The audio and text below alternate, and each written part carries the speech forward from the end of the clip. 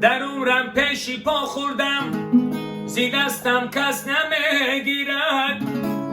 حیاتی خود شکست دادم، زی دستم دوست نمیگیرد.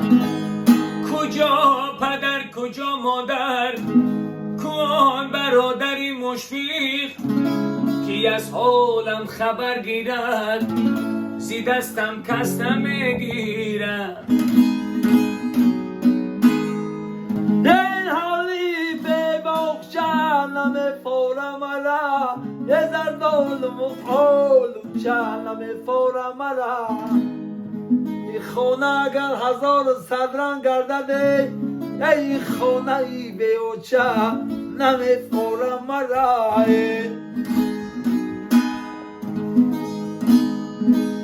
خانه ما در ندارد از برای دوستان، از ازل کلابی ما را ملکی به در ساختن.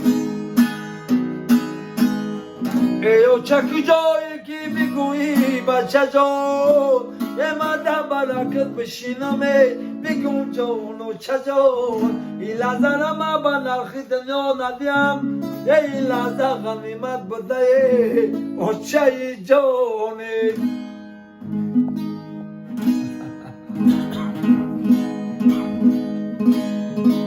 آی با تزرناش خونه و در موچه، آی می آمدیم شیشتی در بر موچه. هنم سالایتم چنده بدن در گذرم، هنم سالاتم رفتن ای گذر موچه. یه شبها با ستاره میرم نورشی من، یه ایابی دیدم ترس و یه بولشتی من. کو در خوار بشینن سری بولشتی من، کو چای جان بشنوه نورشی من.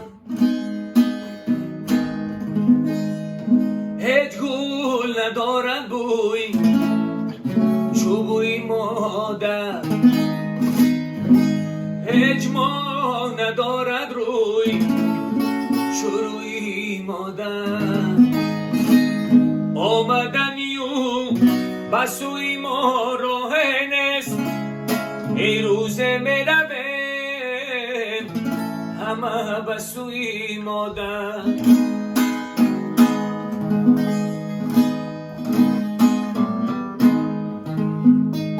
یه چای جان یگان یادم که خاکستری کوچک کشیدم بادم که گربت باشم لعنتای دنیا بسترم، یگانه باشم یگان یادم کن.